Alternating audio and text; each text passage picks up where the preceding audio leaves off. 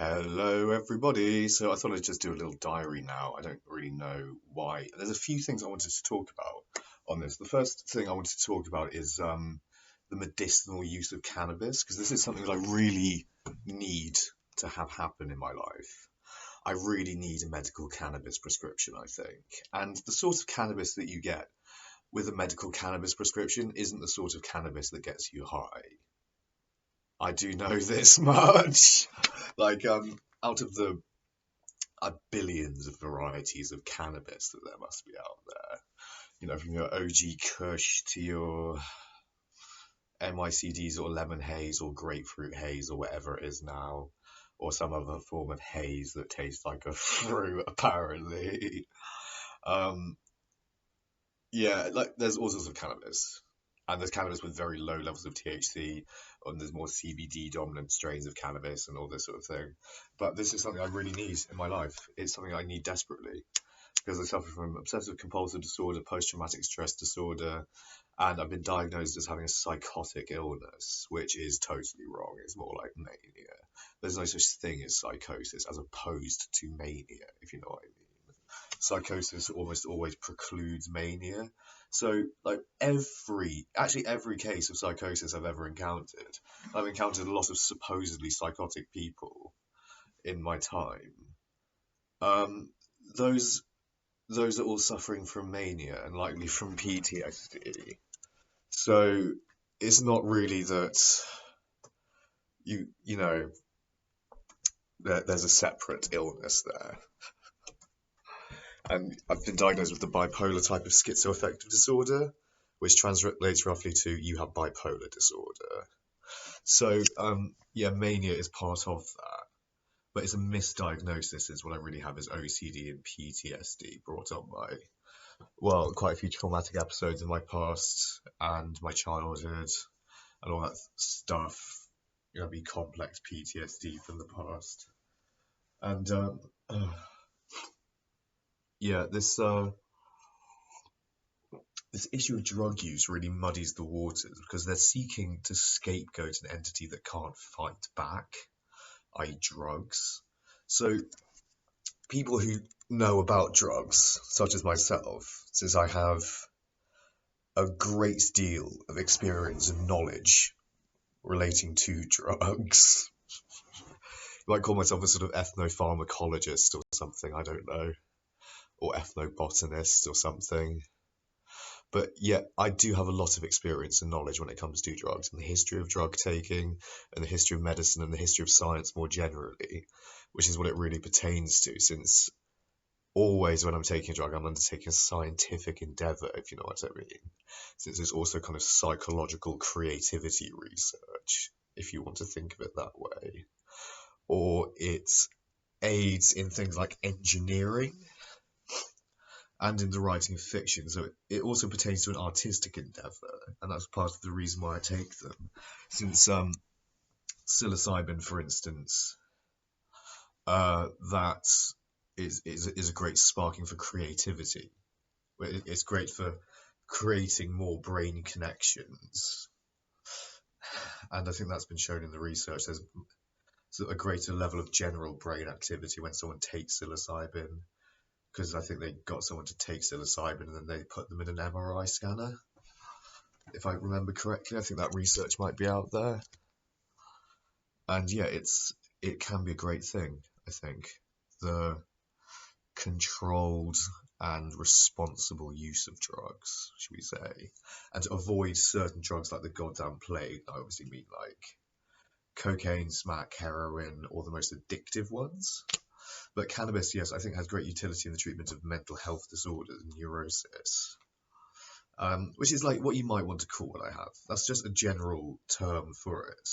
And the neurosis is obviously the anxiety that goes along with my disorders, which is huge. I suffer from a tremendous amount of anxiety because of OCD, PTSD, and it's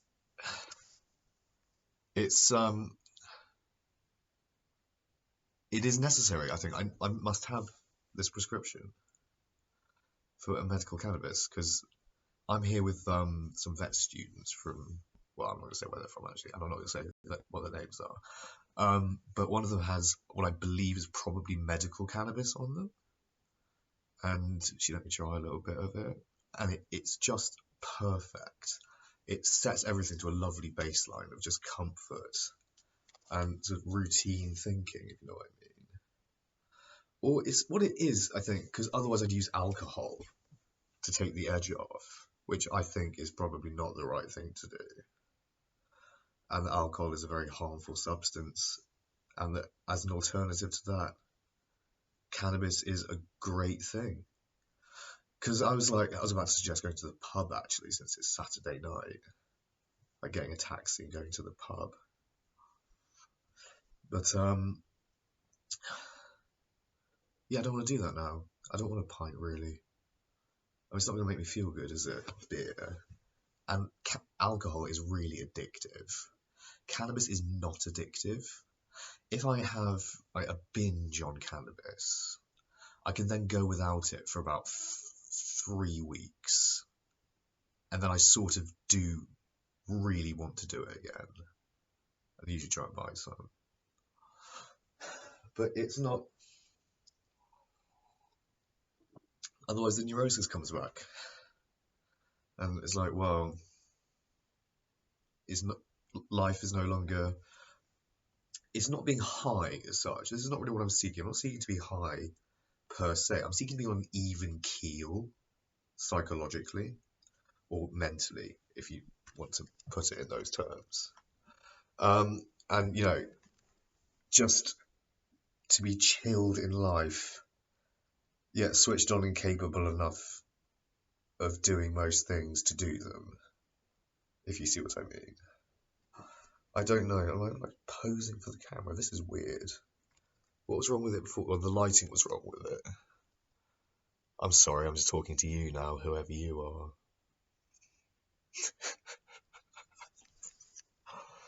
are. But yeah, it's a great relief of stress, is what it is. Taking cannabis is a great way of. It's not like these profound insights you get on mushrooms, or these huge experiences on ayahuasca, DMT, and the rest of it. And it's not like cocaine or ketamine, where you just can't shut up and stop talking bullshit. It's the cause of 0 mental health problems. I guarantee you that much also. And, the abuse from my past and my childhood, I know it surfaces in everyday life. And I know it's character. And I know that someone else, this figure from my mum's boyfriend, who it was, from about the age of 11, he was just projecting all of his frustrations onto me and saw me as a sort of rival male, I think, in the environment, or something of that nature. And that's how I interpret it now. Like those events back then. And I think if I met him now, like, he'd probably just run from me. Because look at me. I'm quite strong at the moment.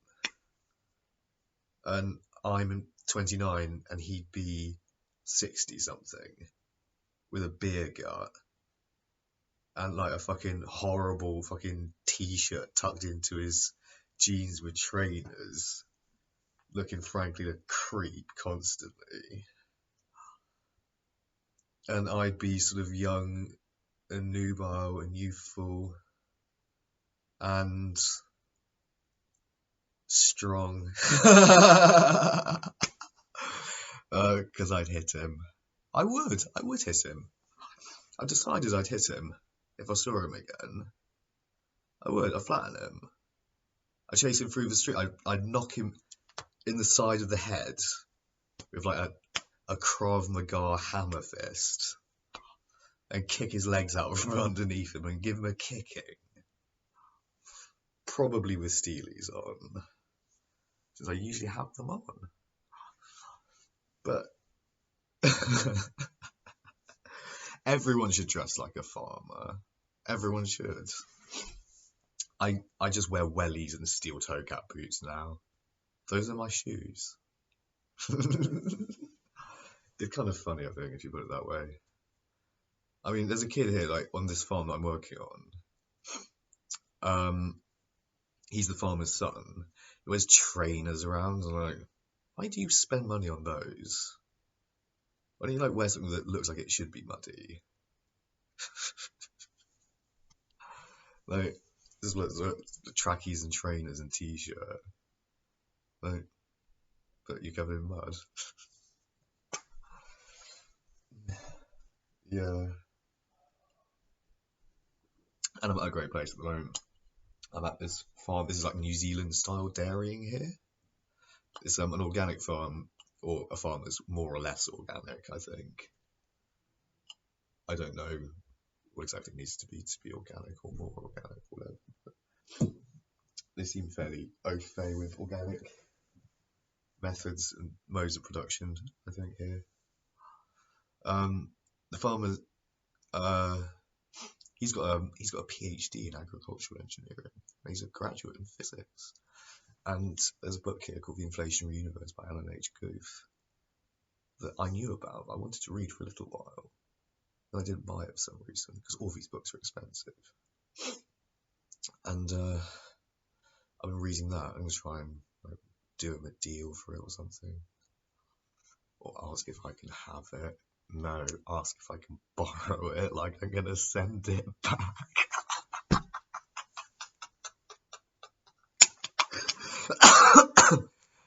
I'm a swine, aren't I? No, no, I would send it back if you wanted it back, obviously. But like, lending someone a book is like lending someone less than a fiver. You can't really ask for it back, can you? I can have my book back. I suppose you could actually. You know, if you wanted to give them back to somebody. I don't know. Books. I could give them a copy of my book. That's like a fair exchange, isn't it? A book for a book. Book swap. Okay, now I am rambling. I'm very sorry. I'll leave you in peace and just leave this here for now. Thank you everyone for watching. Bye bye bye. Love you lots as always. See you soon.